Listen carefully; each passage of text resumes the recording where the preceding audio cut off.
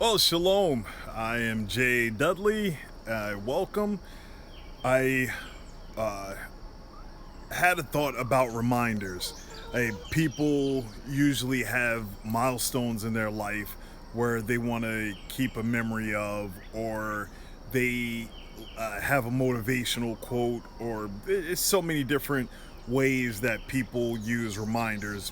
One of the ways that I use reminders when I was younger was with tattoos. I have quite a few. Mostly all of them say the same thing, and that's 62. That originally started as my football number.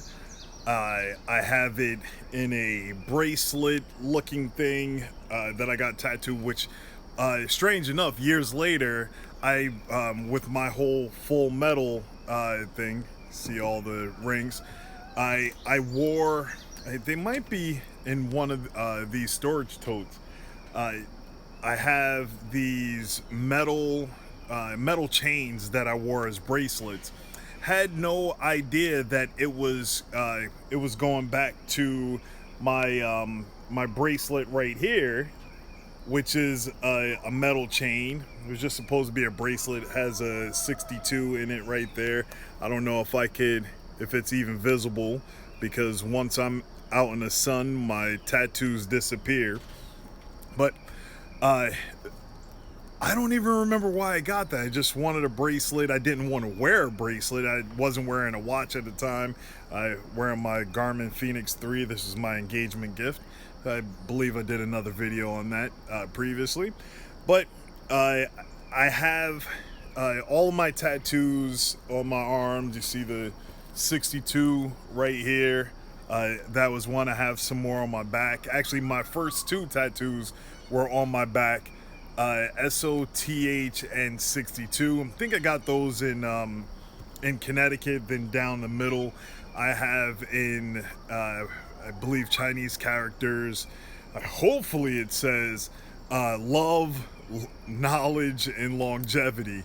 I never took cuneiform or calligraphy, whichever one that is, to actually learn and verify if that's actually what it says. I should have asked Yoshi to see if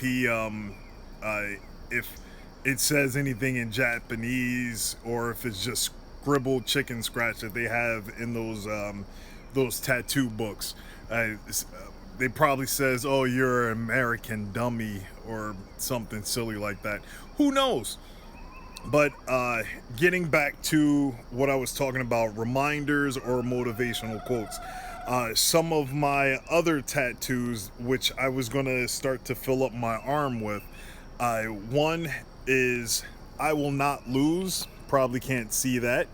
And the camera lost my face. Hopefully it regained it. It can start following me again. No, it's just going to hop all over the place. So let's turn that off, bring the camera back around.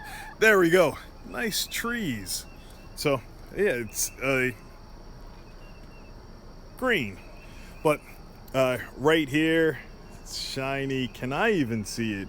It's "I will not lose," and "impossible is nothing" right there. I think I would have got these in the early 2000s. Well, at least the "I will not lose" and "impossible is nothing."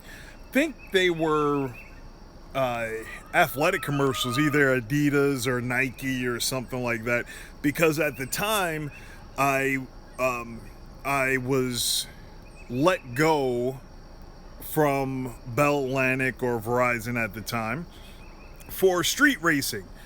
Well, not actually street racing, just driving fast wherever I went, getting a speeding ticket, then, or multiple speeding tickets. Had 28 points on my license at one point in time. I also had what ended up me losing my license. I was doing 27 in a 25-mile-an-hour zone in Highland Park, New Jersey. Thanks, Highland Park. Well, actually, I am grateful in hindsight, because it was a part of my journey to bring me here. We'll get more into those stories later. But Somewhere around then, I was playing semi-pro football. I got fired from my job with the telephone company Bell Atlantic that turned into Verizon. I I became a nightclub bouncer, started meeting thousands of people, which was a very interesting thing. That's when I saw someone wearing rings and decided that I wanted to wear rings. Uh, and While playing semi pro football, I thought about these two tattoos: impossible is nothing and I will not lose. That was and still my mindset, which I sometimes go years without looking at my tattoos, and it's just a shocking reminder that if I feel myself faltering, that I can be reminded of where my mindset was in the past, where I had to use that type of motivation because I was out in the wild, not not having not having any guidance. I was just going at it, trying to figure out things on my own.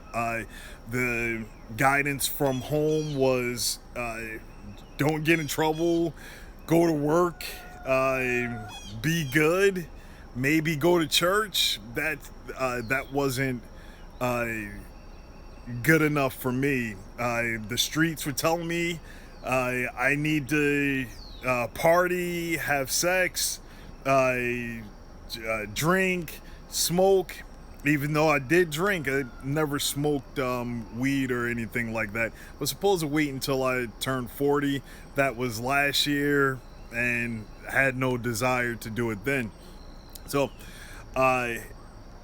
now these tattoos, which are reminders, remind me of my younger self, that how hard I had to keep focused to stay on a path that would be acceptable for me.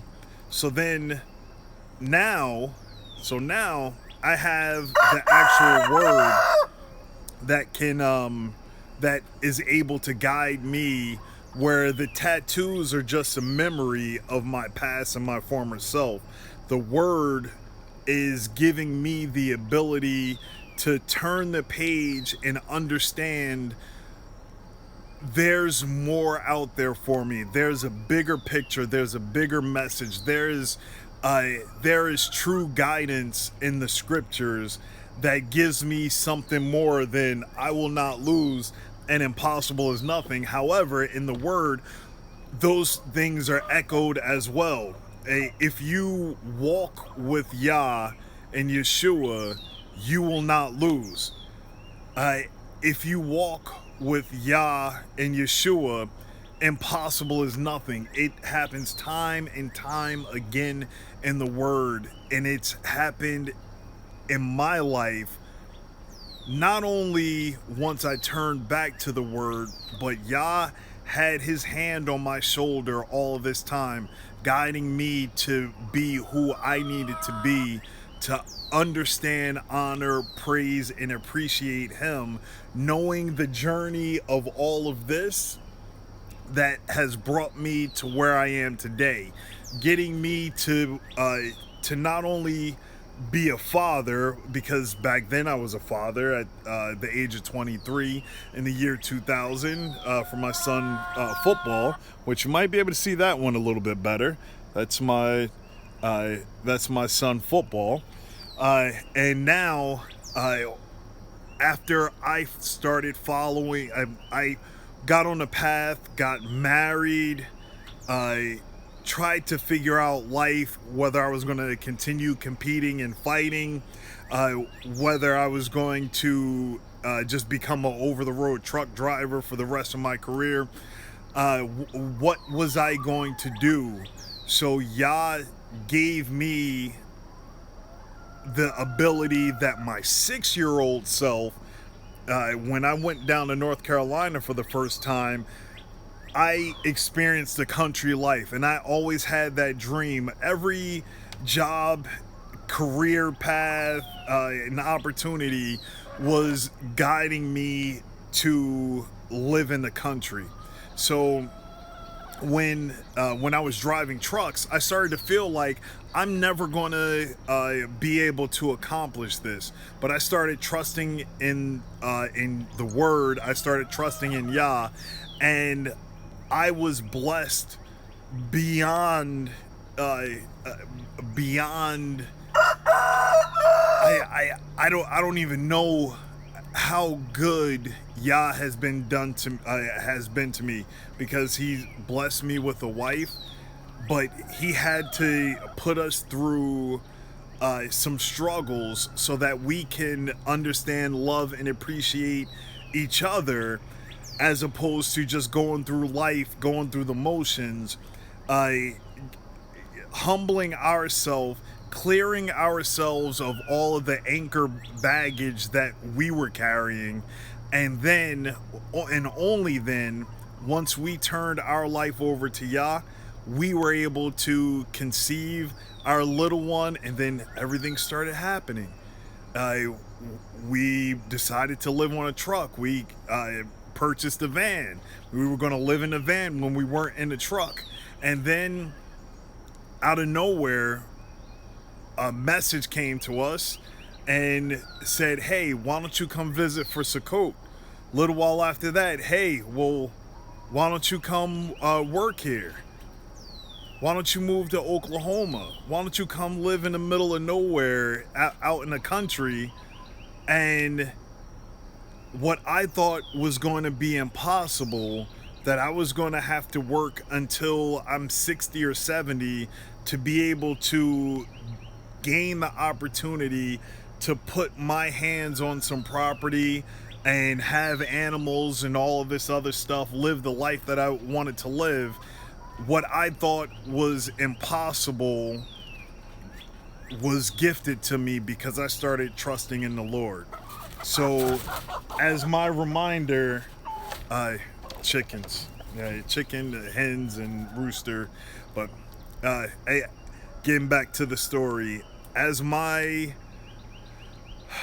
reminder that impossible is nothing. Got to turn it a little bit more. Impossible is nothing. My impossible came true. Like, I am grateful every day. Even more so that I was grateful that I was always able to provide for my family. That I was able to mentor to people through the knowledge that I gained up until that point, so that I can guide them in a better pathway so that they can better themselves. And I'm starting to see the fruit of that. Now I have two young sons, 17-year-old and a 4-month-old, that I have to continue to be the light, to not lose. Remember, I will not lose, and guide them in the way that they need to go, so that my experiences, my shortcomings, my